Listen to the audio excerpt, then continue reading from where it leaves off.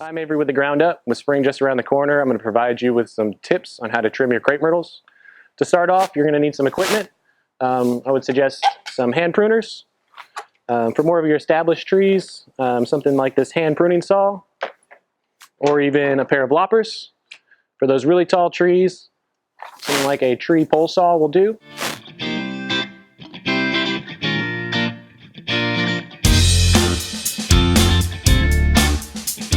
We're here today at our fully stocked nursery at TGU Brickmore. As you can see here, we have a beautiful Tuscarora crepe myrtle. I'm going to go ahead and show you how to trim.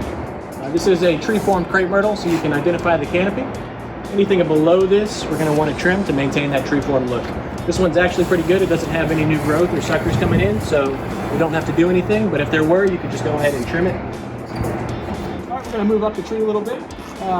All of these smaller pieces right here, you can just go ahead and knock off with your hands. Get a nice pair of gloves so you don't hurt yourself. Any of this stuff like this doesn't want to just easily snap off, we will go ahead and cut. Try to cut it at a 45. That'll keep water from getting into that cut and causing any fungal issues. When we do cut, we want to cut as close as we can, but not actually into the main branch itself. All right, now that we've knocked off a lot of these smaller things, we're going to move on to cutting some of the slightly larger branches. I like to use the rule of the pinky. Anything smaller than the pinky, we are going to go ahead and try to cut, unless it helps with the form of the tree, then we can go ahead and leave it. All right, we're going to move up to the top. Make sure, like we said, we're going to cut off all these seed pods. We do have some of this weird branching right here. We're going to go ahead and give that a cut right below that. This will kind of be our line that we're going to try to maintain. You always want to make sure you're not cutting in the same spots you were last year. What that does is it causes a big growth right here that all the new growth is going to want to come out. We call that in the industry Crape Myrtle.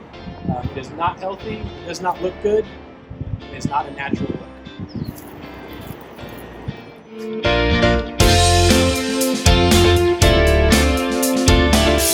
And this is as far as I'm going to trim this crepe myrtle. There are a couple exceptions I made that were smaller than my pinky that I did go ahead and leave.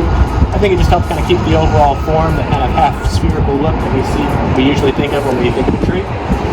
All the small branching is cut, all the inward branching that I think will inhibit growth is cut, and all the seed pods on top are cut.